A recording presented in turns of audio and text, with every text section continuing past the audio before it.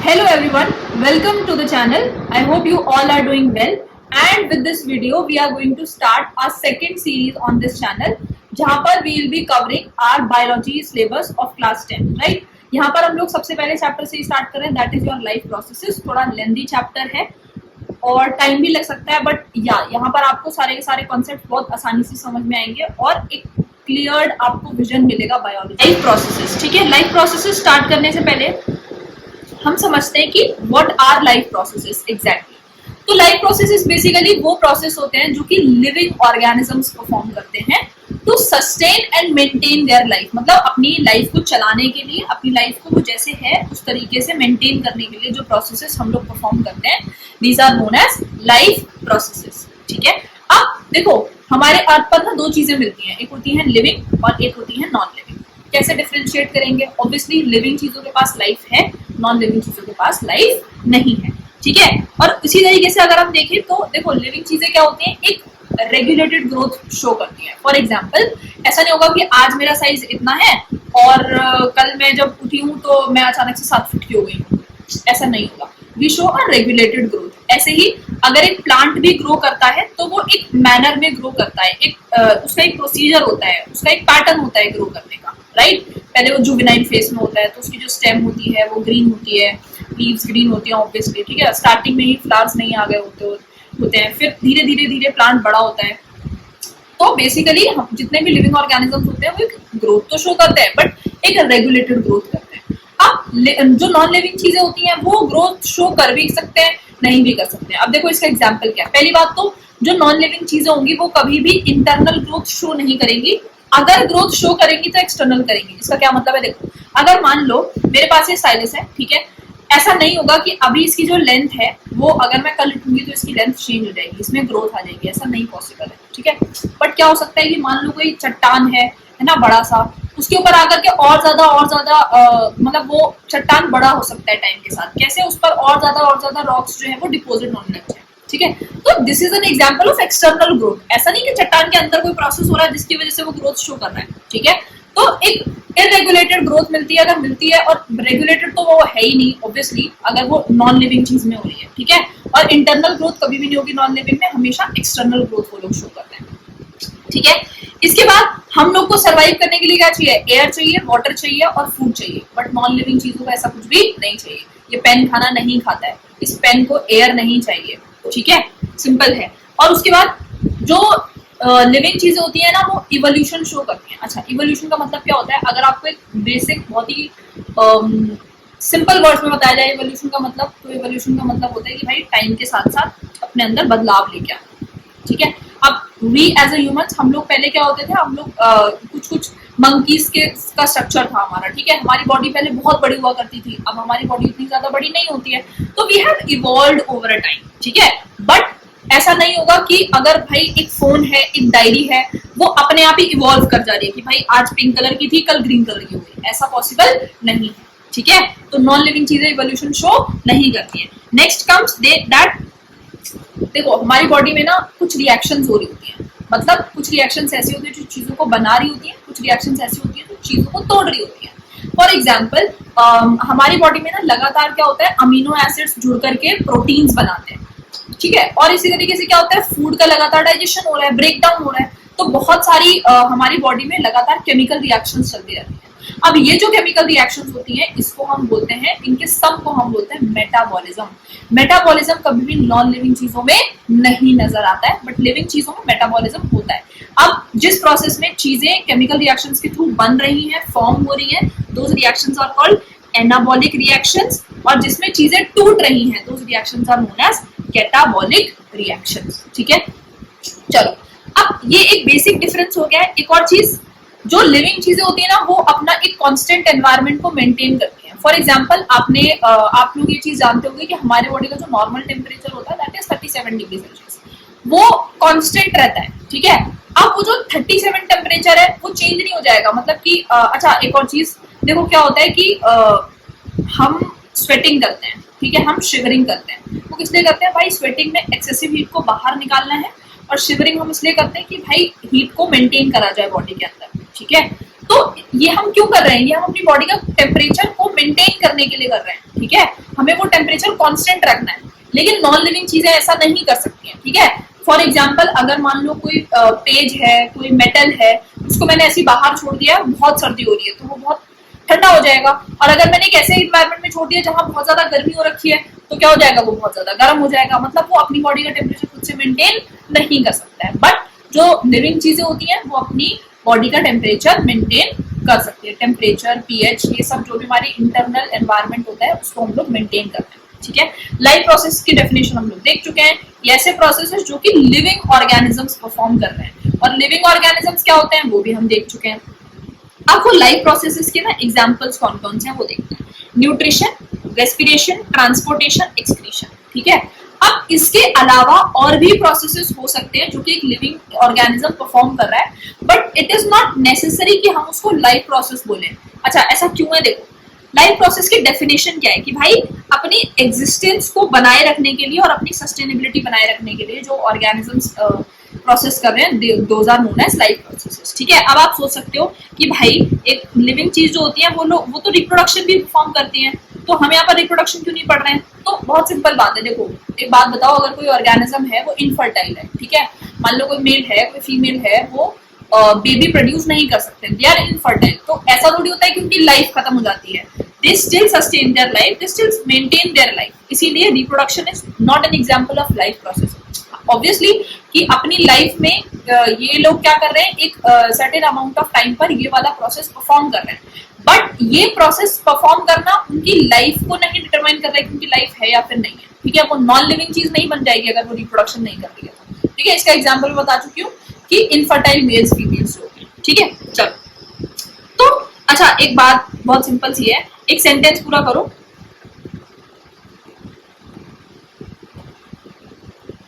Food gives अस, इस sentence को पूरा करना आई थिंक सब लोगों को आता है कि फूड गिव्स अस एनर्जी।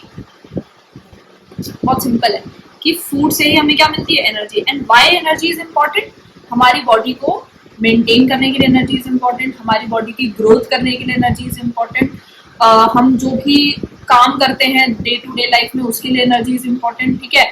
हमारी बॉडी में जो भी रिएक्शंस चल रहे हैं, जो भी प्रोसेसेस हो रहे हैं, उनको करवाने के लिए एनर्जी इज इंपॉर्टेंट, ठीक है। और ये एनर्जी हमें मिल कहाँ से रही है भाई? फूड से मिल रही है। अब स्टोरी सुनो, एक लिंक बना रहे हैं हम लोग, ये सारे प्रोसेसेस किस तरीके से एक पिक्चर में आते हैं, ठीक है। तो बहुत सिंपल है कि फूड हमने कहाँ से लिया है? बाहर से लिया है। और फूड क्या है? कोई भी ऐसा सॉलिड या फिर लिक्विड सब्सटेंस जिसको एक लिविंग ऑर्गेनिज्म इंजेस्ट कर सकता है, they are known as food, ठीक है। और फूड जो होते हैं वो जनरली कैसे होते हैं? कार्बन बेस्ड होते हैं, ठीक है। और अब हम जानते हैं कि भाई हर लिविंग ऑर्गेनिज्म का जो फूड है वो वैरायटी वाला फूड है, ठीक है। हम रोटी खाते हैं, हम चावल खाते हैं, बट प्लांट्स वो चीज नहीं खाते हैं, ठीक है। इसी तरीके से बहुत सिंपल है कि भाई जो मेरे फूड हैबिट्स हैं वो एक केरल में रहने वाले फूड हैबिट्स इंसान के फूड हैबिट्स से बहुत ज्यादा डिफरेंट होने वाले हैं, ठीक है। तो हमारी जो फूड हैबिट्स होती है वो अलग अलग होती हैं, पर फूड सिंपली क्या है? फूड कोई भी एक ऐसा सब्सटेंस है, कोई भी ऐसा सॉलिड या फिर लिक्विड सब्सटेंस है जिसको कि एक लिविंग ऑर्गेनिज्म अपनी बॉडी के अंदर डालता है टू गेन एनर्जी, ठीक है। And the process of taking this food inside the body, ऐसा प्रोसेस जिससे कि वो फूड जो है, जो एक ऑर्गेनिज्म अपनी बॉडी के अंदर ले रहा है, this process is known as nutrition. यहाँ से आया हमारे चैप्टर का पहला टॉपिक। अच्छा, अब मैंने पढ़ा कि फूड गिव्स अस एनर्जी, ये फूड मैंने अपनी बॉडी में डाला, that process is known as nutrition. अब food gives us energy, food मेरे को एनर्जी दे रहा है, एनर्जी कौन से प्रोसेस से आ रही है? अब ऐसा प्रोसेस जिससे कि हम फूड को यूज करें एनर्जी बनाने के लिए, that process is known as respiration. बहुत सिंपल है, ठीक है। अच्छा एक बात बताओ, अब रेस्पिरेशन के टाइम पर ऑक्सीजन आया, ठीक है, ऑक्सीजन आया हमारी बॉडी में और यूज हो गया। अब मेरे को एक बात बताओ, फूड की जरूरत या फिर एनर्जी की जरूरत क्या सिर्फ और सिर्फ मेरे माउथ को है? भाई मैंने माउथ से अपने फूड जो है वो इंजेस्ट करा, ठीक है, डाइजेस्टिव सिस्टम में, क्या मेरे हाथ को एनर्जी की जरूरत नहीं है, या क्या मेरे पैर को एनर्जी की जरूरत नहीं है?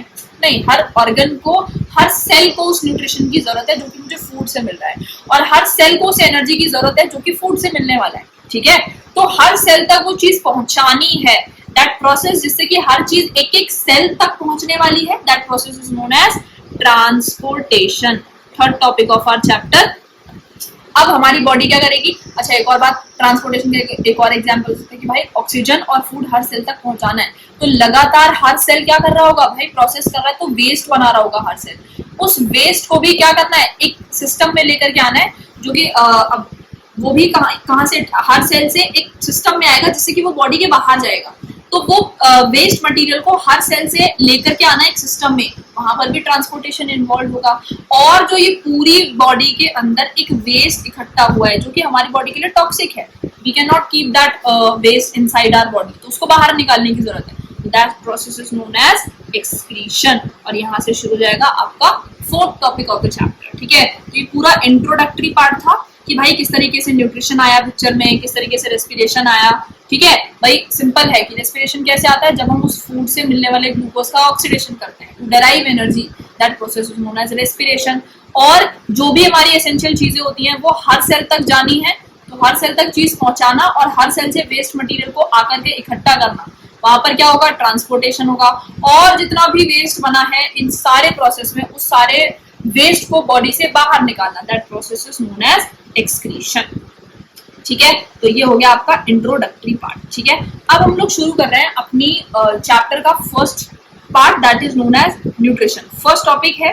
ठीक है, और न्यूट्रिशन से बोर्ड में बहुत सारे क्वेश्चंस भी आते हैं। ठीक है, तो सबसे पहले बहुत सिंपल सी बात है, हम ये समझते हैं कि न्यूट्रिशन होता क्या है। सिंपल, अभी मैंने आपको बताया कि एक ऐसा प्रोसेस जिससे कि एक ऑर्गेनिज्म फूड अपनी बॉडी के अंदर ले रहा है और उस फूड को यूज कर रहा है फॉर डिफरेंट पर्पसेस। ठीक है, एनर्जी के लिए, ठीक है, बॉडी की ग्रोथ के लिए, तो that process is known as nutrition. अब क्या हो सकता है? ये जो फूड है ना, वो हो सकता है एक ऑर्गेनिज्म खुद से बनाए, हो सकता है किसी और से ले।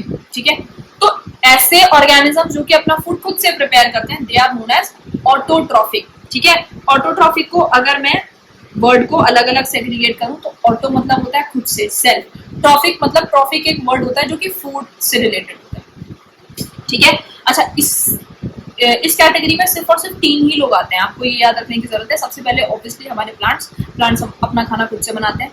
प्लांट्स, बैक्टीरिया, और बैक्टीरिया में भी कुछ बैक्टीरिया, कंफ्यूज नहीं हो जाना है कि सारे बैक्टीरिया ऑटोट्रॉफिक न्यूट्रिशन कर रहे हैं, नहीं, सारे बैक्टीरिया ऑटोट्रॉफिक न्यूट्रिशन नहीं करते हैं। और कुछ हमारी जो ब्लू ग्रीन एल्गे होती हैं जिनके पास क्लोरोफिल होता है, basically they also perform autotrophic nutrition. Autotrophic nutrition का मतलब क्या है? ऐसा न्यूट्रिशन जिसमें कि ऑर्गेनिज्म अपना खाना खुद से प्रिपेयर कर रहा है। ठीक है, एग्जाम्पल्स कौन कौन है? प्लांट है, सम बैक्टीरियाज हैं, और उसके बाद आपकी ब्लू ग्रीन एल्गे है। ठीक है, आते हैं हेटेरोट्रॉफिक न्यूट्रिशन। अब ऑटोट्रॉफिक में क्या हो रहा था? ऑर्गेनिज्म अपना खाना खुद से बना रहा था, लेकिन हेटेरोट्रॉफिक में क्या होता है? ऑर्गेनिज्म अपना खाना खुद से प्रिपेयर नहीं कर सकता है। ठीक है, चलो, अच्छा, ये हम बता चुके हैं कि ऑटोट्रॉफिक न्यूट्रिशन का मतलब क्या होता है। तो देखो, एक चीज होती है, यहाँ पर जो प्लांट्स हैं वो परफॉर्म करते हैं फोटोसिंथेसिस।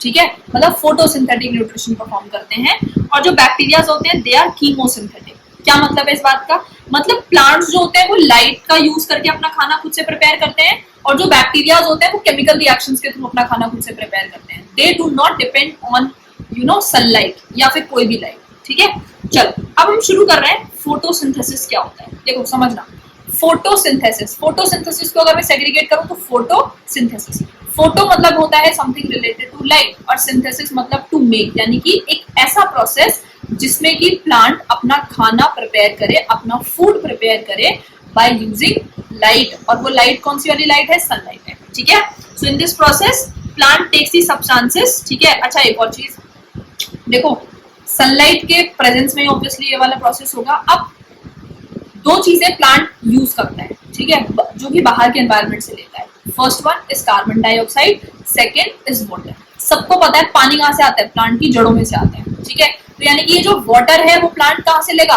अपनी रूट्स के थ्रू, सॉइल से लेगा। और ये जो कार्बन डाइऑक्साइड है वो तो एटमोस्फेयर में प्रेजेंट है ही है, इसीलिए हम बोलते हैं कि प्लांट ज्यादा से ज्यादा लगाने चाहिए। क्यों? क्योंकि हम कार्बन डाइऑक्साइड रिलीज करते हैं और प्लांट्स उस कार्बन डाइऑक्साइड को यूज करते हैं। ठीक है, अच्छा, अब प्लांट को ये 2 चीजें यूज करने के लिए और 2 चीजों की जरूरत होती है। पहला क्या है? सनलाइट, और दूसरा होता है क्लोरोफिल। क्या बोला मैंने? क्लोरोफिल। क्लोरोफिल क्या होता है? एक ग्रीन कलर का पिगमेंट होता है जो कि प्लांट की सेल में एक चीज होती है, that is known as chloroplast. ध्यान से सुनना, मैंने क्या बोला कि ये प्लांट की मान लो कोई सेल है, ठीक है, और इस प्लांट सेल के अंदर एक ऑर्गेनली होता है, सेल ऑर्गेनल होता है, जिसको हम बोलते हैं क्लोरोप्लास्ट। और इस क्लोरोप्लास्ट के अंदर एक ग्रीन कलर का पिगमेंट मिलता है जिसको हम बोलते हैं क्लोरोफिल। इस क्लोरोफिल का काम होता है कि वो सनलाइट को ट्रैप करता है, ठीक है। सनलाइट को जो ट्रैप करने का काम होता है वो किसका होता है, क्लोरोफिल का होता है। और फिर इस सनलाइट को कन्वर्ट किया जाता है इनटू केमिकल एनर्जी, ताकि जो भी केमिकल एनर्जी डिराइव हुई है सनलाइट से, मतलब सनलाइट से डिराइव कैसे हुई केमिकल एनर्जी की, पहले हमने लाइट एनर्जी ली फिर उसको केमिकल एनर्जी में कन्वर्ट किया। अब इस केमिकल एनर्जी का यूज होगा to carry out further chemical reactions, ठीक है। तो अच्छा, एक और चीज, यहाँ पर एंड प्रोडक्ट्स क्या बन रहे हैं, मतलब कार्बन डाइऑक्साइड और वाटर जो है वो प्लांट ने यूज किया है। प्लांट बनाएगा क्या क्या, सबसे पहला बनाएगा glucose, that is the carbohydrate, जिसको प्लांट यूज करता है फॉर गेनिंग एनर्जी, ठीक है, अपनी लाइफ को मेंटेन करने के लिए। और इसके साथ वो बनाता है ऑक्सीजन, ऑक्सीजन बाहर आती है। अब ये जो ऑक्सीजन है वो हम लोग यूज करेंगे, ठीक है। अच्छा, एक बात बताओ, यहाँ पर मैंने बोला कि भाई कार्बन डाइऑक्साइड को अंदर जाना है और ऑक्सीजन को बाहर निकलना है।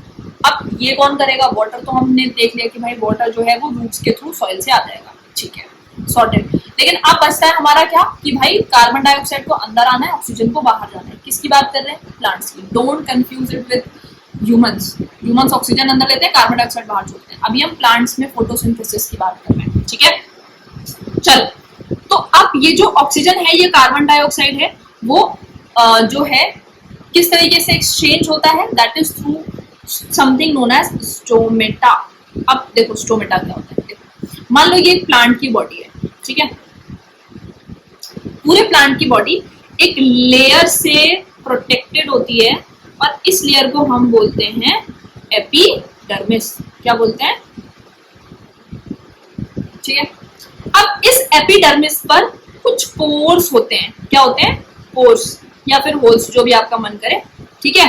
तो इस एपिडर्मिस पर ये जो कुछ पोर्स होते हैं, ये पोर्स ओपन हो सकते हैं, क्लोज हो सकते हैं, depends on the need of the plant, ठीक है। और प्लांट के कंट्रोल में होती है ये चीज कि कब स्टोमेटा को ओपन करना है और कब स्टोमेटा को क्लोज करना है, पहली बात। दूसरी बात हमने क्या सीखी कि भाई एपिडर्मिस एक लेयर है जो कि पूरे प्लांट को सराउंड करती है और उस लेयर पर ही कुछ कुछ पोर्स प्रेजेंट है। उन पोर्स को हम बोलते हैं स्टोमेटल पोर या फिर स्टोमेटा।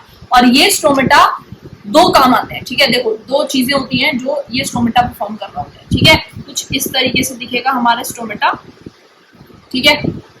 ये है स्टोमेटल पोर असलियत में, ठीक है। ये वाला जो आपको पोर नजर आ रहा है ना, this pore is known as stomatal pore. यहाँ से चीजें जो है दैट इज कार्बन डाइऑक्साइड को अंदर लिया जाएगा और ऑक्सीजन को बाहर छोड़ा जाएगा, ठीक है। अब ये जो पोर है इसको ओपन भी करना है और क्लोज भी करना है। ये होता है दो सेल से, जो कि कौन सी शेप है, किडनी शेप सेल्स होते हैं और इनका नाम होता है गार्ड सेल्स। बहुत इंपॉर्टेंट है, ठीक है। ये जो गार्ड सेल्स हैं, ये गार्ड सेल्स ही कंट्रोल करते हैं स्टोमेटल पोर की ओपनिंग और क्लोजिंग, ठीक है।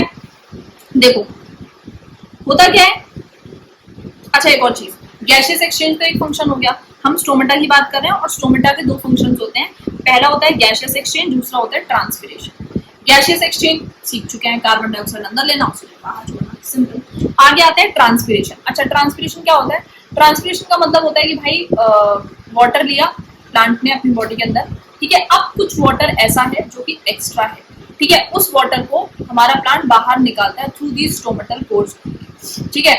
और क्या होता है, एक ट्रांसपिरेशनल पुल नाम की चीज होती है। कैसे कि जब ये ट्रांसपिरेशन होता है तो पानी जैसे बाहर निकलता है तो एक पुल जनरेट होता है, जिससे कि और पानी बहुत ही आसानी से प्लांट अपनी बॉडी के अंदर ले पाता है थ्रू रूट्स, ठीक है। इसको आप ट्रांसपिरेशनल पुल पढ़ोगे क्लास 11 की बायोलॉजी में, ठीक है। अभी यहाँ पर डिटेल में नहीं जा सकते। आप इतना समझो कि ट्रांसपिरेशन सिंपल क्या है, कि जो भी प्लांट है वो एक्स्ट्रा वाटर को जिस तरीके से बाहर निकालता है अपनी बॉडी के through stomatal pore, that process is known as transpiration.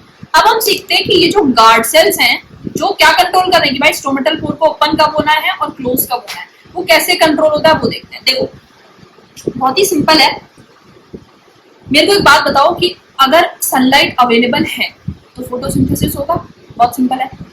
अब सनलाइट है तो फोटोसिंथेसिस होगा, और फोटोसिंथेसिस अगर होगा तो मुझे क्या करने की जरूरत है, स्टोमेटल पोर को ओपन करने की जरूरत है। क्यों है ओपन करने की जरूरत, क्योंकि अब मुझे कार्बन डाइऑक्साइड चाहिए, ठीक है। देखो होता क्या है कि जब ये फोटोसिंथेसिस होगा तो एक चीज बनती है, अभी हमने सीखा कि प्लांट जो है वो ग्लूकोज बनाता है और ऑक्सीजन बनाता है जब फोटोसिंथेसिस होता है। तो मेरे पास क्या है, ग्लूकोज है। अब ये जो ग्लूकोज है जब ग्लूकोज आता है तो इससे ऑस्मोटिक पोटेंशियल क्या हो जाता है, गिर जाता है। ऑस्मोटिक पोटेंशियल आप अगर ऑस्मोटिक पोटेंशियल से नहीं भी समझना चाहते हो तो मत भी समझो, लेकिन ऑस्मोटिक पोटेंशियल को हम कहीं ना कहीं से वाटर पोटेंशियल से रिलेट करते हैं कि भाई अगर ऑस्मोटिक पोटेंशियल कम हो गया तो वाटर पोटेंशियल बढ़ गया है, मतलब कि अब जो है सेल क्या करेगा, पानी को एब्जॉर्ब करने लगेगा। सेल पानी अंदर लेगा तो क्या हो जाएगा, टर्जिड हो जाएगा। अब सेल जब टर्जिड हो जाएगा मतलब स्वोलन हो जाएगा। टर्जिड होने की वजह से क्या होगा कि भाई अभी सेल्स ऐसे थे, अब वो क्या हो गए हैं, स्वेलन अप हो गए हैं। स्वेलन अप हो गए हैं तो कुछ इस तरीके से हो जाएंगे और पोर जो है वो ओपन हो जाएगा। ठीक है, तो इस तरीके से स्टोमेटल पोर ओपन हो गया। इसी तरीके से मान लो अब क्या हो रहा है कि भाई सनलाइट अवेलेबल नहीं है तो फोटोसिंथेसिस नहीं करना है। फोटोसिंथेसिस अगर नहीं करना है तो क्या होगा कि ये जो चीज है ग्लूकोज, अच्छा एक और चीज, स्टार्च पे आने से पहले एक चीज समझो कि मैंने बोला कि फोटोसिंथेसिस जब होता है तो फोटोसिंथेसिस के टाइम पर कार्बन डाइऑक्साइड H2O यूज हो रहा है, ठीक है, क्लोरोफिल यूज हो रहा है और सनलाइट यूज हो रही है। ठीक है, बन क्या रहा है, C6H12O6 यानी कि हमारा ग्लूकोज, और साथ में क्या बन रहा है, ऑक्सीजन। ये जो ग्लूकोज बना हुआ है जितना प्लांट को जरूरत है वो अभी यूज करेगा, लेकिन अब जो भी ग्लूकोज एक्स्ट्रा बन गया है वो क्या करेगा, स्टोर करेगा, और स्टोर करने का फॉर्म होता है स्टार्च। ऐसे ही हमारी बॉडी में, ह्यूमंस की बॉडी में भी जो भी ग्लूकोज होता है वही हम यूज कर रहे हैं, लेकिन जो भी ऐसा ग्लूकोज होता है जो कि एक्स्ट्रा है हमारी बॉडी में तो हम उसको ग्लाइकोजन बना करके स्टोर करते हैं। प्लांट कौन से फॉर्म में स्टोर कर रहे हैं, स्टार्च। ठीक है, आप हायर क्लासेस में पढ़ोगे कि स्टार्च जो होता है वो पॉलीमर होता है और ग्लूकोज ओनली। ठीक है, बहुत सारे ग्लूकोज के मॉलिक्यूल्स मिलकर के ही स्टार्च बनाते हैं। ठीक है, चलो अब क्या होता है कि ऑस्मोटिक पोटेंशियल बढ़ गया है। ऑस्मोटिक पोटेंशियल अगर बढ़ जाता है तो वाटर पोटेंशियल कम हो जाता है, मतलब कि अब वाटर क्या होगा, सेल से बाहर निकलेगा। अब ये जो सेल है इसने अपना वाटर लूज कर दिया है। वाटर लूज कर दिया तो क्या हो जाएगा, ये फ्लैसिड हो जाएगा, श्रिंक कर जाएगा। श्रिंक कर जाएगा तो ऐसे सेल्स पास पास आ जाएंगे, गार्ड सेल्स, और स्टोमेटल पोर क्या हो जाएगा, बंद हो जाएगा। ठीक है, तो इस तरीके से ओपनिंग और क्लोजिंग होती है स्टोमेटल पोर की। अब बोर्ड में जो एक क्वेश्चन आता है, अच्छा क्लोरोफिल हम बता चुके हैं। क्लोरोफिल क्या होता है, सिंपल एक ग्रीन कलर का पिगमेंट है जिसका काम होता है सनलाइट को एब्जॉर्ब करना और फिर इस सनलाइट को कन्वर्ट किया जाता है इनटू केमिकल एनर्जी। और ये क्लोरोफिल मिल कहाँ रहा है, वो इंपॉर्टेंट है कि क्लोरोफिल आपको मिलता है क्लोरोप्लास्ट में। ठीक है, अभी मैंने आपको एक चीज बताई थी कि कुछ बैक्टीरिया और एल्गी और प्लांट्स ही फोटोसिंथेसिस परफॉर्म करते हैं। ठीक है, तो यहाँ पर क्या होता है कि ये जो क्लोरोफिल जिन बैक्टीरिया के पास होता है, मतलब ये जो क्लोरोफिल होता है जिन भी ऑर्गेनिजम्स के पास, वो ही ऑर्गेनिज्म फोटोसिंथेसिस परफॉर्म कर सकते हैं। अच्छा, कीमोसिंथेसिस कौन परफॉर्म करेगा, कीमोसिंथेसिस वो वाले बैक्टीरिया परफॉर्म करेंगे जिनके पास क्लोरोफिल नहीं है। ठीक है, अच्छा एक और बात, जो क्लोरोफिल होता है वो मेनली ऑब्वियसली लीव्स में मिलता है, इसीलिए लीव्स का कलर कैसा होता है, ग्रीन होता है। ठीक है, चलो, और जब भी अर्ली डेज होते हैं तो आपने देखा होगा, देखो ऐसा जरूरी नहीं है कि क्लोरोफिल सिर्फ और सिर्फ लीव्स में ही मिले, बस बात ये कि स्पेशली वो लीव्स में मिलता है, मतलब लीव्स में उसकी क्वांटिटी ज्यादा होती है।